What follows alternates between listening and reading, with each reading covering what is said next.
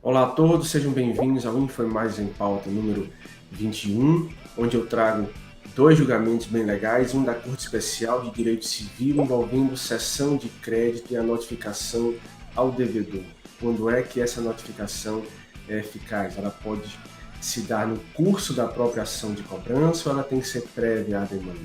E um de processo civil envolvendo prescrição, preclusão, questões de ordem pública, um tema que vai servir tanto para vocês que vão fazer provas, como para aqueles que estão no dia a dia da atuação processual.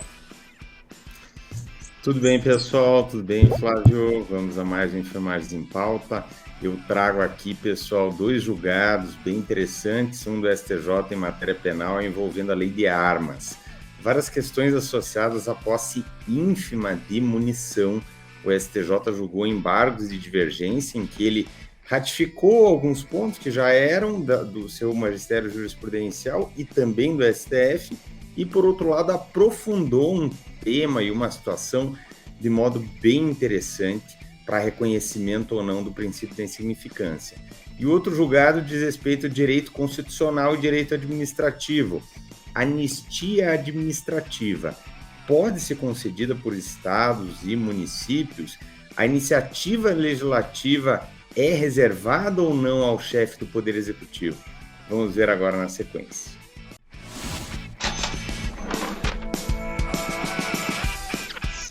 Bom, então vamos lá. Foi um julgamento da Corte Especial em embargos de divergência. Havia uma divergência entre a segunda e a terceira turmas do STJ, portanto, nesse caso, os embargos de divergência são julgados pela própria Corte Especial, envolvendo como é que se dá a notificação na hipótese de cessão de crédito.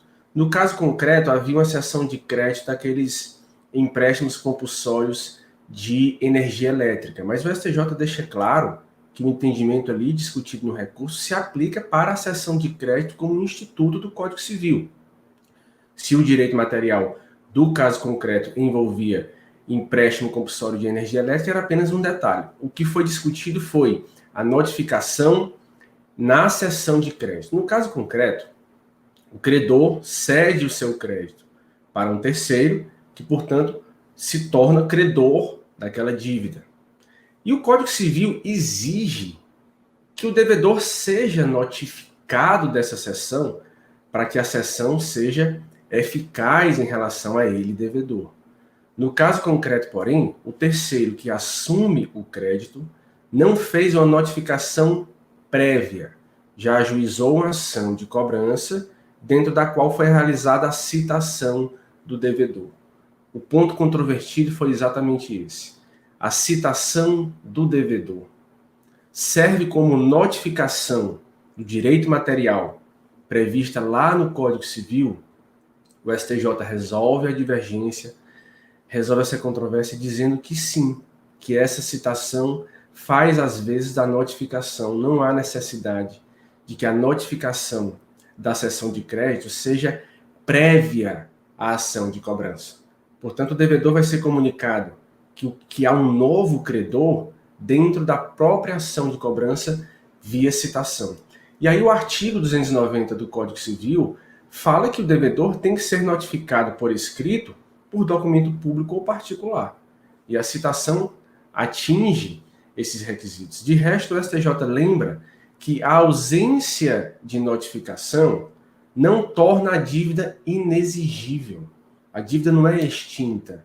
A ausência de notificação repercute apenas na eficácia em relação ao próprio devedor, de modo que não se há de exigir qualquer outra circunstância, qualquer outro elemento que não a comunicação por escrito, para valer como notificação, que, portanto, pode ser feito via citação. Tanto mais se o código não dispõe de forma expressa, o código não exige que essa notificação seja prévia ao ajuizamento da ação de cobrança. O código apenas quer que haja a notificação.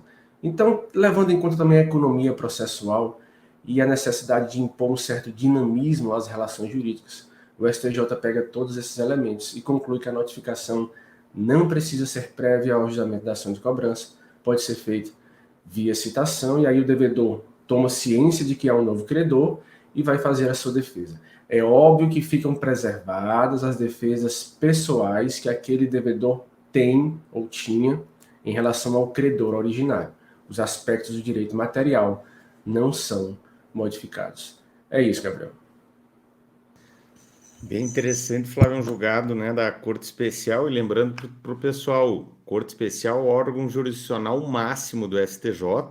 O STJ tem 3 sessões, cada sessão com 2 turmas, são 6 turmas. Como o Flávio disse, era uma divergência entre a segunda e a terceira turma. Então, de sessões diversas, consequentemente, os embargos de divergência vão para a Corte Especial. Se fossem turmas da mesma sessão, ficaria na sessão o julgamento dos embargos. Então, a Corte Especial, como órgão jurisdicional máximo, tem um grande peso nos seus precedentes.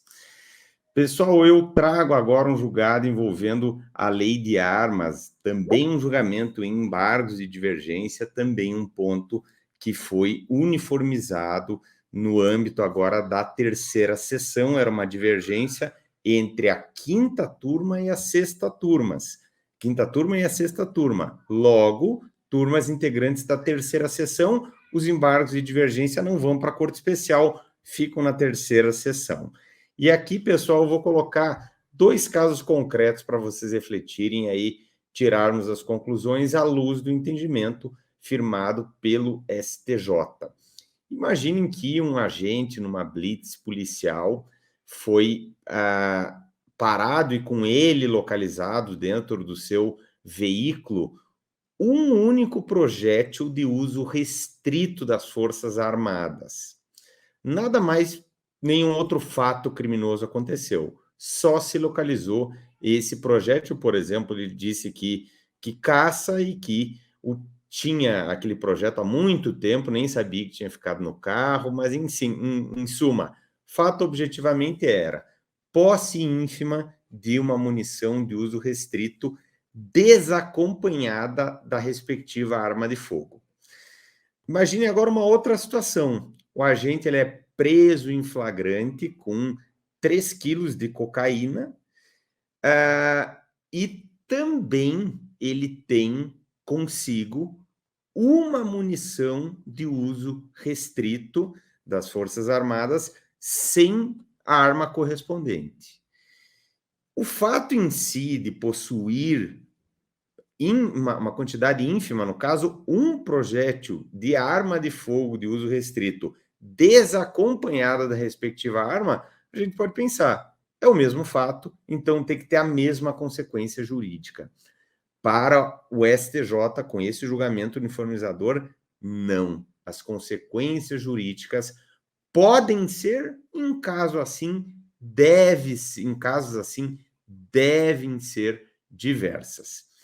Vamos lá, pessoal. Primeiro, para a gente lembrar, né, quando a gente fala de uso restrito, seja arma ou munição, é de uso restrito das Forças Armadas, são armamentos ou munições de maior potencial lesivo, de maior calibre, ou então, né, por serem automáticas, né, no caso em especial da munição, maior calibre, maior potencial lesivo, tipo de munição causa uma destruição maior, consequentemente a reserva para uso restrito pelas Forças Armadas e as forças de segurança pública.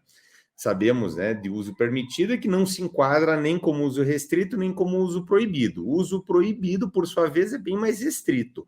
Ou é arma dissimulada, ou então é um armamento proibido ou munição proibido em tratado ou convenção internacional, por exemplo, uma arma química, né, uma munição que tenha um efeito químico.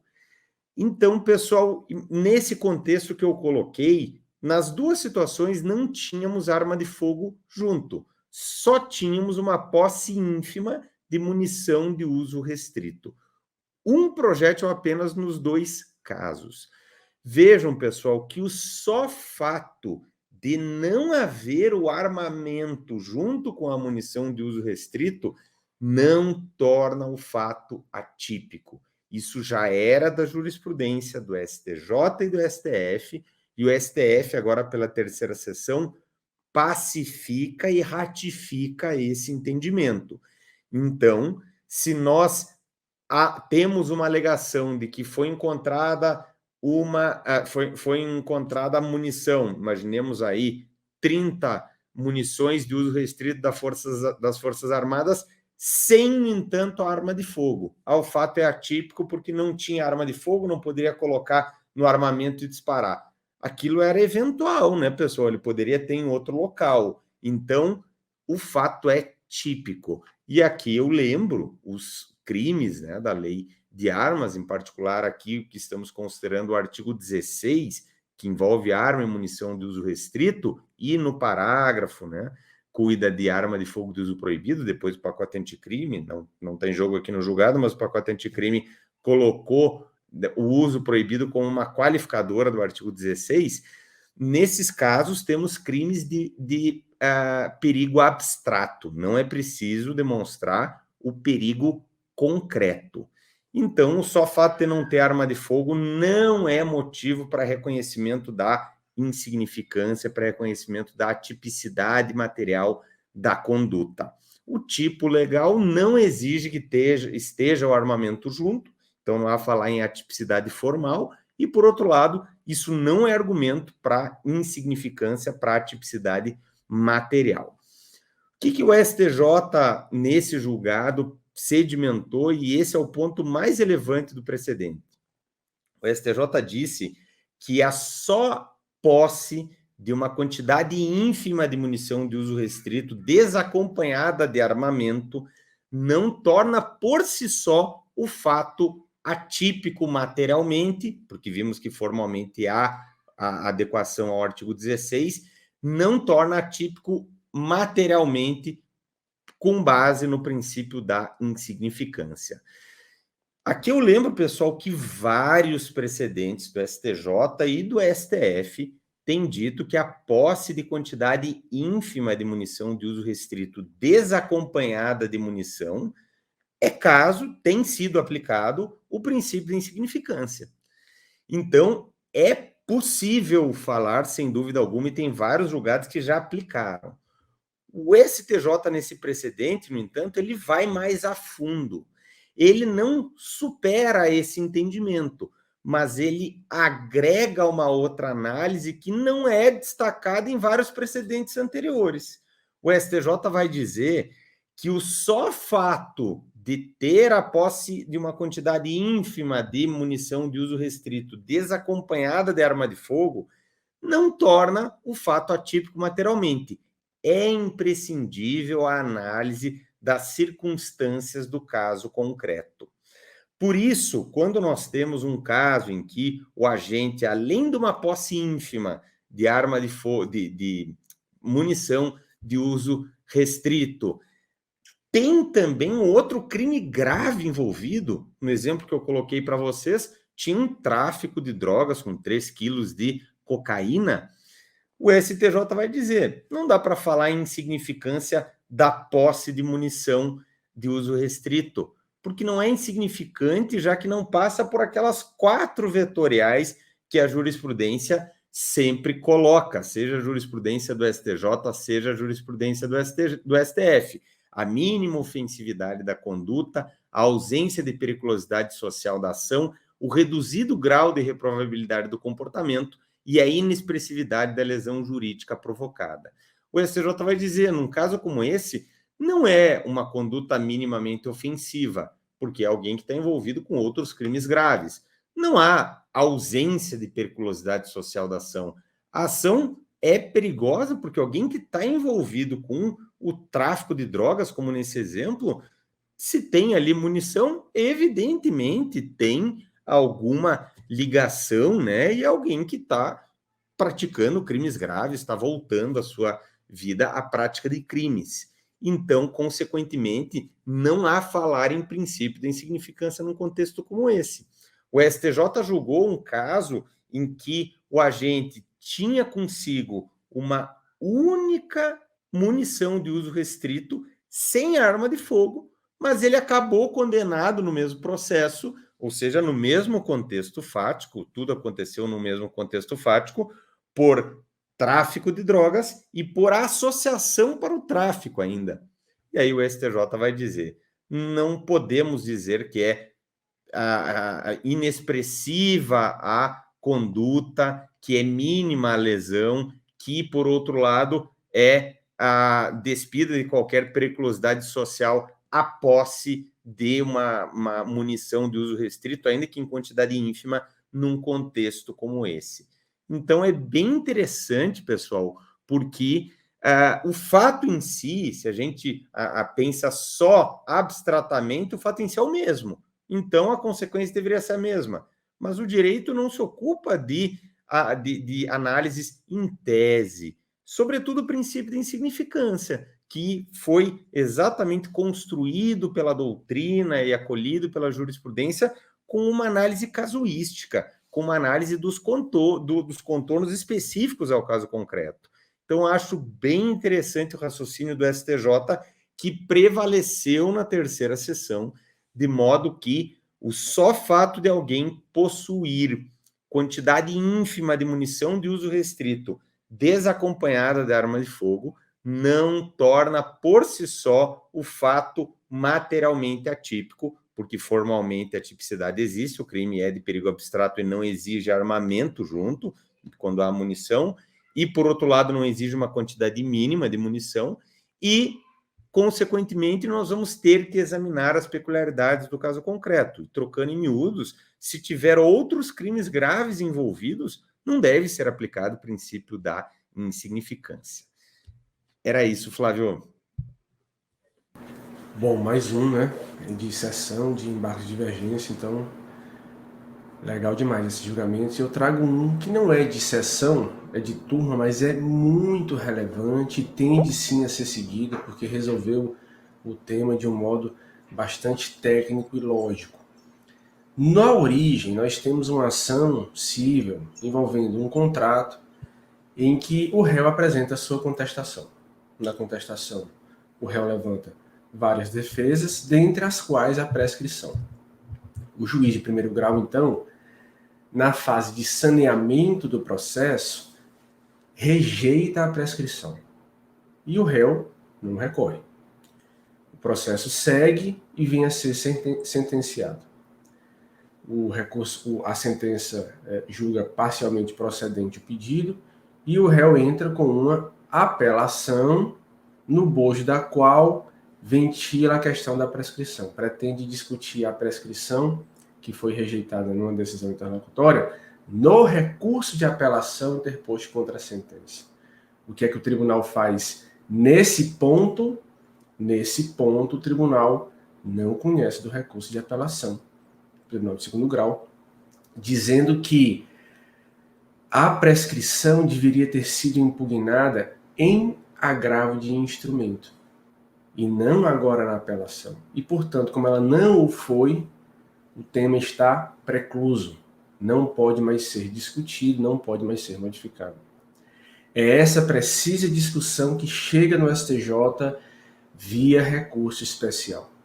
E aí o STJ, no recurso especial, confirma o acordo do Tribunal de Segundo Grau, dizendo, primeiro, que as decisões que envolvem prescrição, quer as que rejeitam a prescrição, quer aquelas que acolhem a prescrição, quando decisões interlocutórias, portanto, quando a prescrição é analisada antes da sentença, elas desafiam sim o recurso de agravo de instrumento, porque a prescrição é matéria de mérito.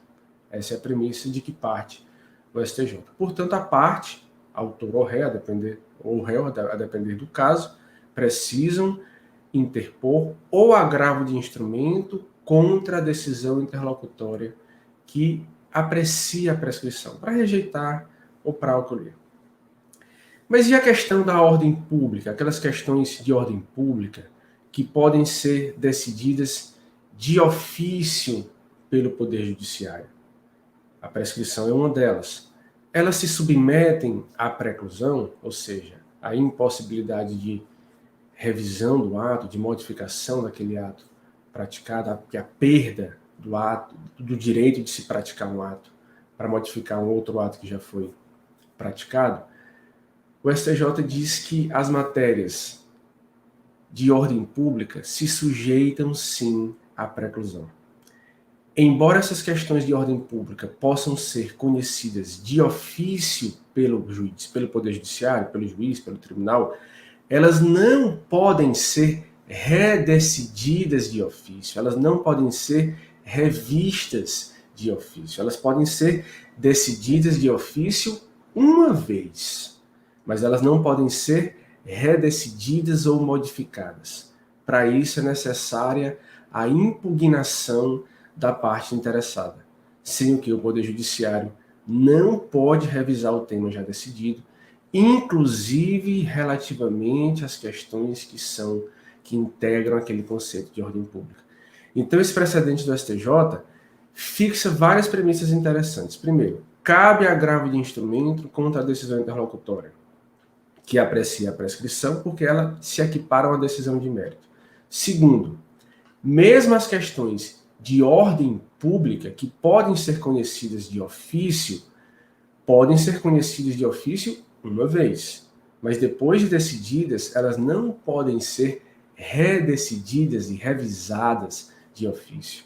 Aí é necessária a impugnação pelo meio processual adequado. No caso, o meio processual adequado era o agravo de instrumento, que, não interposto, gerou a preclusão do tema decidido, da prescrição. Não dá para deixar para impugnar esses temas só na apelação, se o recurso cabível lá atrás era o agravo de instrumento.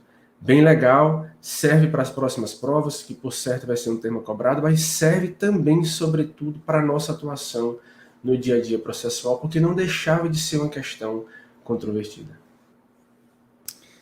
Bem interessante, Flávio, como tu colocou. É muito comum a confusão, né, entre questão de ordem pública, preclusão, se sujeito ou não, é um tema bem polêmico, e o julgado é absolutamente técnico, né? Ele vai bem no rigor da técnica, afasta essas confusões e, como tu comentaste, traz aí pontos importantes, seja no cabimento do agravo contra a decisão interlocutória que afasta a prescrição, seja no reconhecimento da preclusão e que incide mesmo em matéria de ordem pública que o juiz poderia conhecer de ofício. E eu trago, pessoal, para a gente finalizar essa edição, um julgamento do Supremo bem interessante aqui também, envolvendo direito constitucional, direito administrativo. Nós sabemos, pessoal, que a concessão de anistia, segundo a letra da Constituição, é de competência da União, artigo 21, inciso 17 do texto constitucional. Por outro lado, essa competência da União se exerce pelo Congresso Nacional com sanção do presidente da República, artigo 48, inciso 8º da Constituição, consequentemente, se é do artigo 48, ou seja, competência do Congresso Nacional com sanção do presidente da República, estamos tratando de lei federal. Então, a concessão de anistia é competência da União que se exerce por meio de lei federal. E aqui, né, como exemplo, nós temos a Lei 6683 de 79, que é aquela lei geral da anistia que, né, foi um passo importantíssimo para a transição do regime militar para o regime democrático e, né, para o surgimento da Constituição de 1988. Também temos a Lei 9639 de 98, também trazendo anistia aqui em relação a agentes políticos que praticaram o crime da época do artigo 95 da Lei 8.212, só para exemplificar, leis federais que tratam de anistia. Anistia, aqui, pessoal, cuida de um instituto de direito penal. A anistia é uma causa de extinção da punibilidade, lá do artigo 107, inciso 2º do Código Penal, e que representa um esquecimento jurídico de um fato, de uma infração penal, então atinge fatos, não atinge propriamente pessoas. E a anistia apaga todos os efeitos penais da sentença penal condenatória. Então não subsistem nem efeitos penais principais, cumprimento de uma pena ou mesmo de uma medida de segurança, que ela atinge também, e tampouco os efeitos penais secundários, forjar reincidência, maus antecedentes e todos os efeitos que advêm daí em cascata, né? Não atinge, no entanto, os efeitos civis da sentença penal condenatória, um eventual confisco, uma eventual obrigação de reparar o dano, né, que fica certa com a sentença penal condenatória. Pessoal, se a anistia pode ser concedida para uma infração penal, por que não poderia ser concedida para uma infração administrativa? Ela pode ser concedida também para uma infração administrativa. E aqui a competência não vai ser da União privativamente. A União concede uma anistia quanto a uma infração administrativa no que é da sua competência. E os estados e municípios o fazem no que se inclui nas suas atribuições, nas suas competências constitucionais.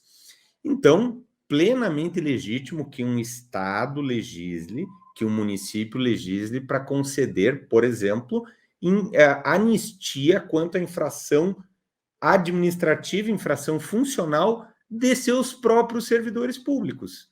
Não há nenhum problema nisso, está dentro da autonomia político-administrativa que a Constituição outorga aos entes federados. Então, competência dos entes locais é tranquila nesse aspecto. O que nós temos que observar, e aqui chegamos ao caso concreto julgado pelo Supremo Tribunal Federal, é que, em se tratando de servidores públicos do Poder Executivo, temos uma iniciativa legislativa reservada, uma iniciativa legislativa privativa do chefe do Executivo. Isso advém do artigo 61, parágrafo 1º, inciso 2º, a linha C, em particular, da Constituição Federal, relativamente ao presidente da República, quanto aos servidores públicos, né, da administração direta do Executivo e da administração indireta, e, por simetria, se aplica também no âmbito estadual, no âmbito distrital, no âmbito municipal. Por que simetria nesse caso? É norma de reprodução obrigatória, uma vez que tangencia, é um aspecto fundamental da separação de poderes. Então, chegamos ao caso que o Supremo julgou. Era uma lei do Estado de Alagoas que concedeu anistia a servidores públicos, no caso, agentes da Polícia Civil, servidores públicos militares, sejam policiais militares ou bombeiros estaduais, né, militares, que praticaram infrações administrativas relacionadas a movimentos reivindicatórios, movimentos paredistas. Nós sabemos que agentes de segurança pública não podem fazer greve. Em relação aos militares, é vedado constitucionalmente de modo expresso, e quanto aos policiais civis e demais, delegado de polícia, escrivão, demais agentes envolvidos com a segurança pública, por interpretação do Supremo que aplica a mesma restrição. Inclusive, né, nós temos aqui muito comumente nos estatutos essa proibição como proibição com pena máxima, né? Então, veio o legislador, claro que temos sempre representantes dessas categorias nas assembleias legislativas, assim como nas câmaras de vereadores e também, claro, no Congresso Nacional. Aqui, no caso, os deputados estaduais propuseram, um deputado propôs, claro, como da categoria, propôs essa anistia administrativa, foi aprovada pela Assembleia, o chefe do Executivo, vejam, mesmo que o chefe do Executivo tivesse sancionado, isso não apaga o vício de iniciativa, a jurisprudência do Supremo. Mesmo se ele veta e há derrubada do veto, ou então se ele sanciona, o vício de iniciativa permanece, ele não é sanado com a sanção do chefe do Executivo. Consequentemente, o Supremo reconheceu a inconstitucionalidade por violação à separação de poderes, em particular expressada na reserva legislativa quanto à iniciativa para a propositura de leis que tangenciem o regime jurídico de servidores públicos, em particular, né, os vinculados ao poder executivo. Então, a lei apresentava um vício de iniciativa, uma inconstitucionalidade formal. O Supremo até falou em inconstitucionalidade material pela questão da separação de poderes, mas nem precisaria tê-lo dito, até porque a questão da separação de poderes fica implícita também no não respeito à iniciativa legislativa reservada ao chefe do executivo, que é uma decorrência da separação de poderes. Então, o julgamento do plenário do Supremo, bem interessante, pessoal, bom aí para cobrança nas futuras provas. Certo, Flávio? Então concluímos, pessoal, o nosso Enfermagens em Pauta número 21. Não deixem aí de dar uma lida no nosso material escrito para uma boa fixação, vendo precedentes, vendo aí todos os detalhes que nós destacamos para vocês no PDF, que é também gratuito, né? Pode ser encontrado, seja os alunos do EMARES aqui dentro, né, da área restrita, seja quem veja pelo YouTube também consegue no blog do EMARES, né? Tem o link, consegue no blog do EMARES o PDF. Vamos em frente, pessoal. Até a próxima. Pessoal, mais uma vez um prazer participar da gravação desse Infoimagens, agora de número 21. Vamos em frente, até a próxima e um grande abraço. Grande abraço. Grande abraço, pessoal.